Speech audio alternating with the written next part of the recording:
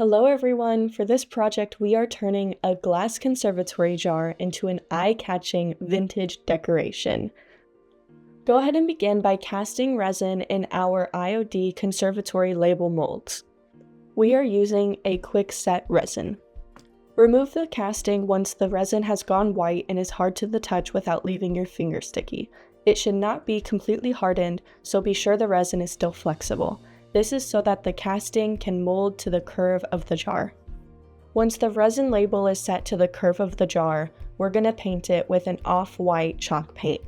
There are many different brands of paint and many different kinds of paint out there, so make sure that you get with your local stockists so they can help you figure out which paint and brand is best for you.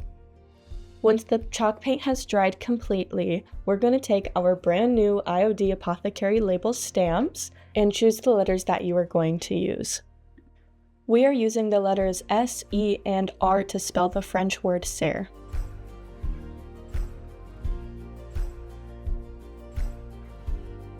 Since our label has just a tiny little space for us to stamp our word, we chose a 3-letter word so everything can fit, although the other conservatory labels come with much more space to give you room to stamp longer words.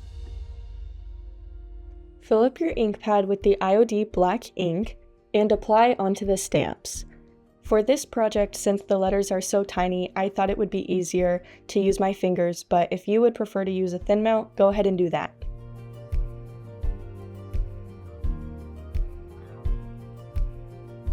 After stamping the accent mark, there was a little bit of black ink that bled onto the white where we didn't want it, so I just took a fine art brush with that white chalk paint from earlier and cleaned it up a little bit so it was more distinguishable as an accent mark.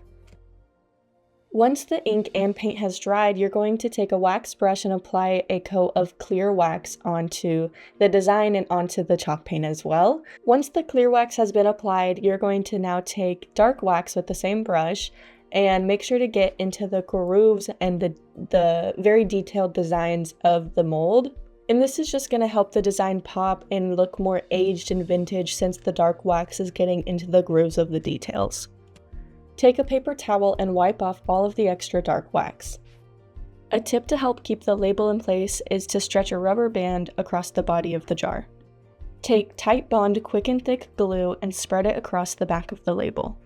Push the rubber band up so you have room to place the label in the middle of the face of the jar, and then go ahead and grab the rubber band and stretch it over the label. If it moves around like it does here, that's fine. Since the glue isn't dry, you can just slide it back into place later, but this really helps to make sure that the label doesn't move around or lose that curve before the glue dries.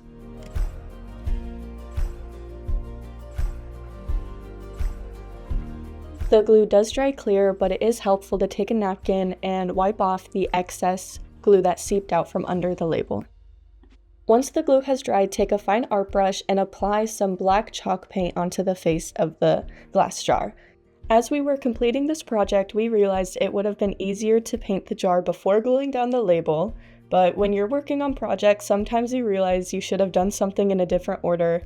Don't get discouraged, find a workaround, and take notes for your next project. Since the jar is transparent, this is going to take more than one coat. We did about 4 coats and made sure that each layer was dry before we painted on the layer on top.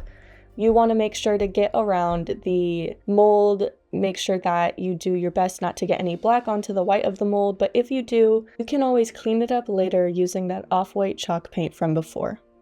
Something that's helpful with these bale wire jars is that you can easily unclasp the lid and take off the wire. This makes it so much easier to paint the lid separately so you don't have to go under the wire and try to get all those little crevices. After doing this, we realized we liked the look of the jar without the wire anyways. Once the paint has dried, you now have this wonderful jar that you can either put plants in or put bath salts in. It's totally up to you, you guys. Make sure you like and subscribe for more DIY tutorials.